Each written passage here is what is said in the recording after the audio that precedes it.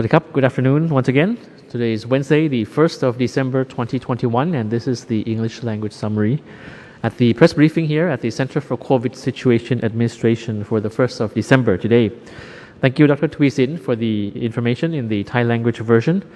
One of the charts that he showed us was portrayed a downhill slope graph in terms of the infections in Thailand, which is quite good news. However, of course, there are still a lot of things that we have to work on. One thing, of course, is the Thailand Pass and the measures for travelers entering the country. This continues to be an issue that we have to look at every day in comparison to the situation on the ground, the real situation on the ground that we have on hand.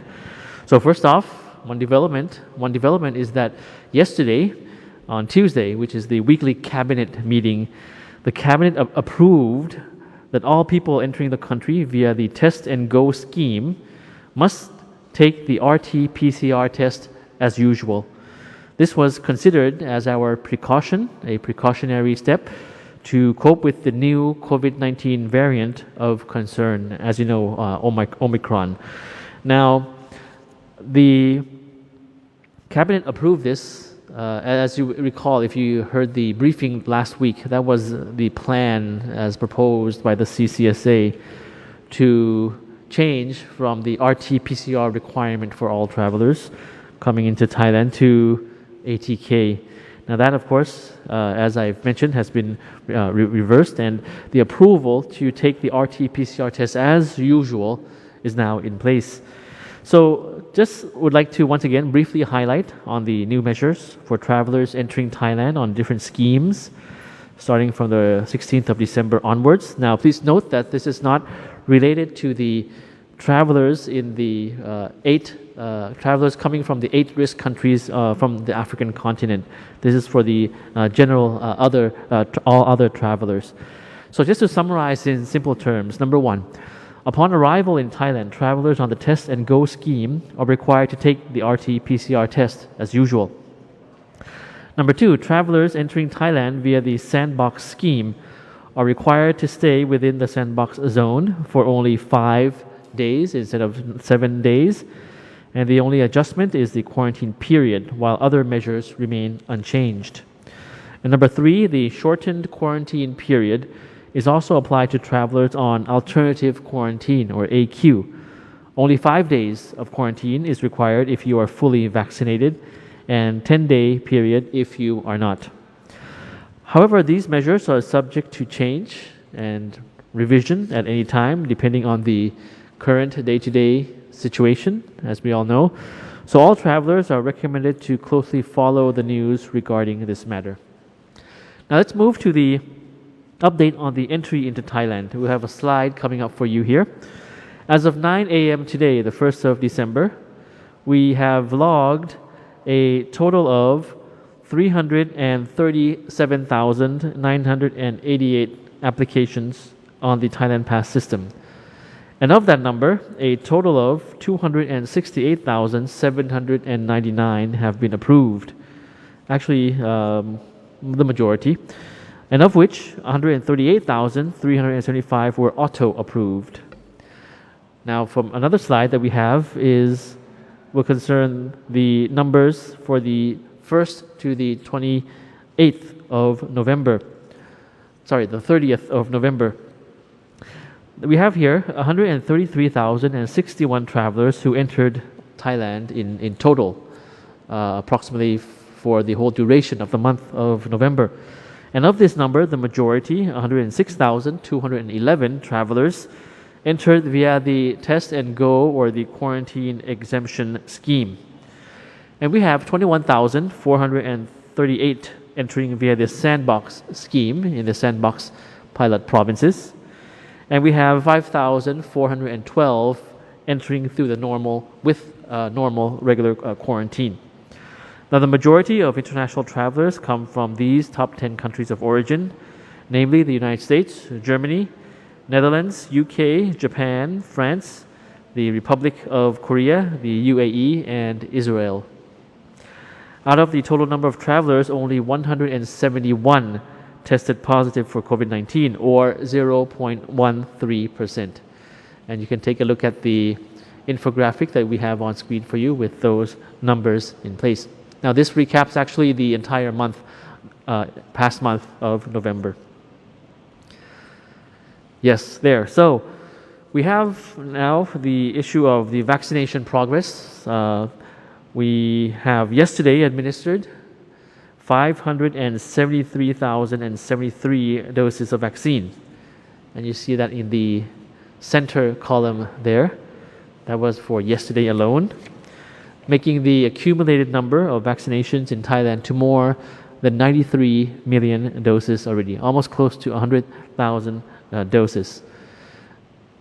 93,231,463 doses.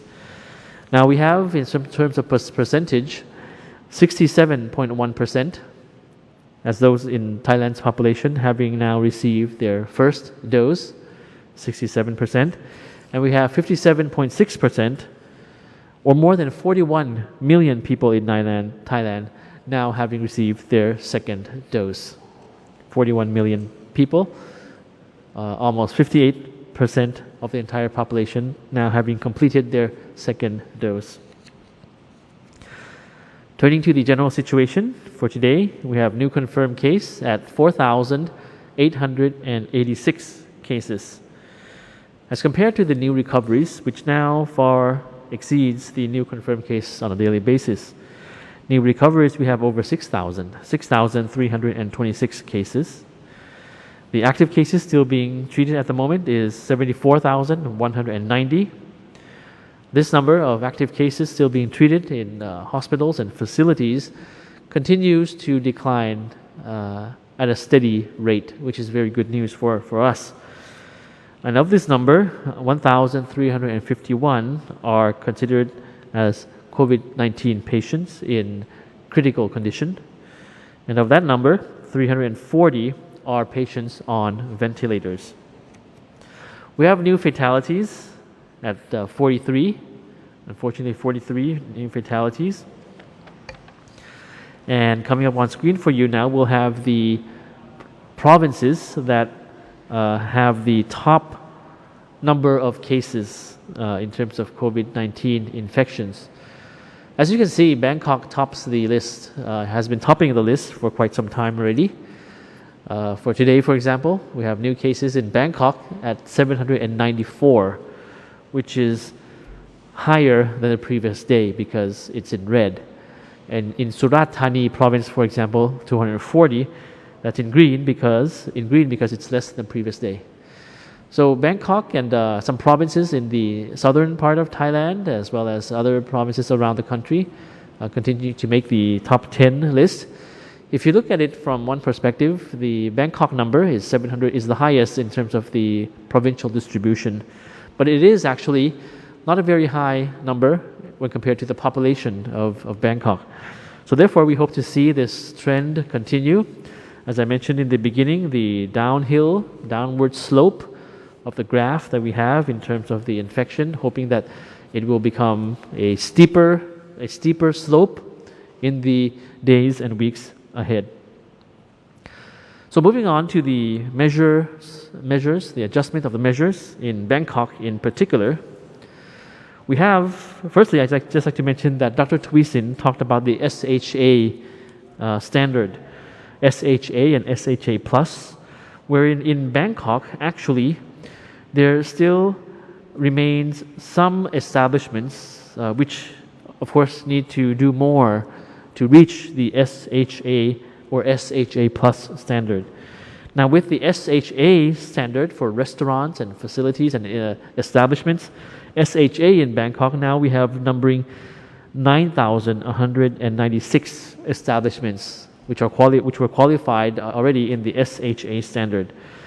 But for the SHA plus standard, a higher standard requiring vaccinations of employees, for the SHA plus standard, there are around 1,600 establishments that have been qualified for the SHA plus standard.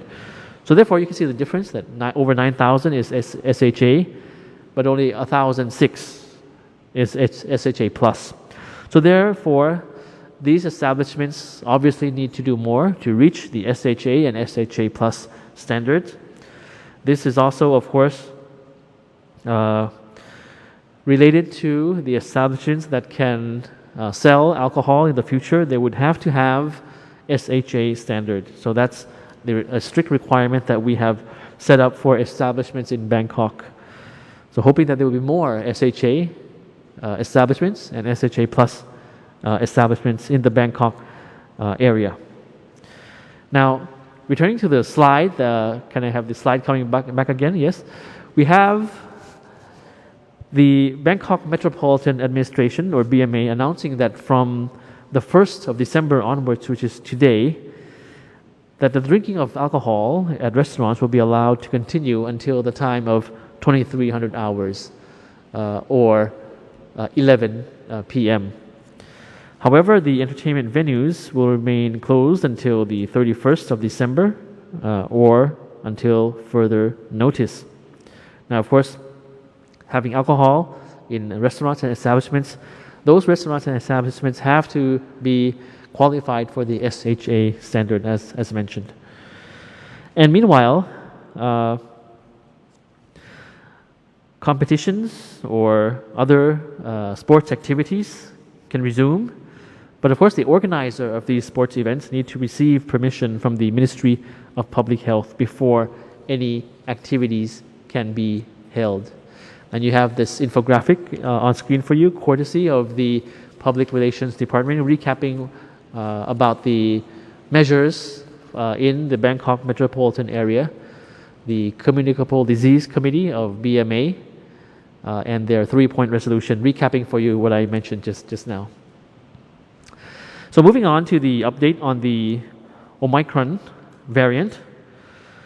As many people have expressed concerns about whether the RT-PCR test method will be able to detect Omicron variant or not, the public health authorities of Thailand have now confirmed that the RT-PCR method is still capable of detecting the new variant of concern, and the method is still in use globally. And as of today, the Department of Medical Services of the Public Health Ministry of Thailand has not yet discovered the Omicron variant from samples collected since Thailand's reopening to international visitors on the 1st of November. So no Omicron variant discovered yet in Thailand. All of the said samples comprised of Delta variant and sub-variants. And if the Omicron variants make their way into the country, hopefully in the unlikely case, such unlikely case, the Department of Medical Services will quickly discover them, as the variant identification process at 15 medical science centers nationwide is now being adjusted to focus on the Omicron variant. So if there is, most likely it will be discovered quite quickly and dealt with. And yesterday, the Deputy Public Health Minister also urged the public not to panic, emphasizing that the Prime Minister has ordered security agencies to intensify border surveillance to prevent illegal border crossings in order to help keep the virus out of the kingdom, keep the virus at bay. And also, the government has instructed relevant agencies to monitor the situation of Omicron very, very closely. The measures will be reviewed based on the new information coming in, and of course, tougher measures will be quickly considered if there are any urgent cases. So as you can see, it's a very dynamic situation, but we're keeping a very strict control, a very close control, a tab on it in terms of our prevention frameworks, in terms of the measures that we have put in place ever since the weekend news and information that we received regarding the Omicron situation around the world. So before closing today, I'd just like to highlight the importance for all people living in Thailand to continue to follow the guidelines of universal protection. It is very relevant, even more relevant today, this week, because of the new variant of concern, which has struck us quite as a surprise, I would say. Many countries have had to reverse or change their policy or measures, all kinds of measures, domestic measures, or in terms of people entering the country, the control. Many countries have had to do that, and likewise, it's what we have been focusing on. And we can only return to the normal lifestyle only if we fully comply with the health measures put in place for the safety of everyone in the country. So with that note, I thank you very much again today. Please take care and stay safe, and we'll see you again next time. สวัสดีครับครับขอบพระคุณนะครับท่านณัฐพานุนพคุณนะครับรองอธิบดีกรมสารนิเทศและรองโฆษกกระทรวงการต่างประเทศนะครับ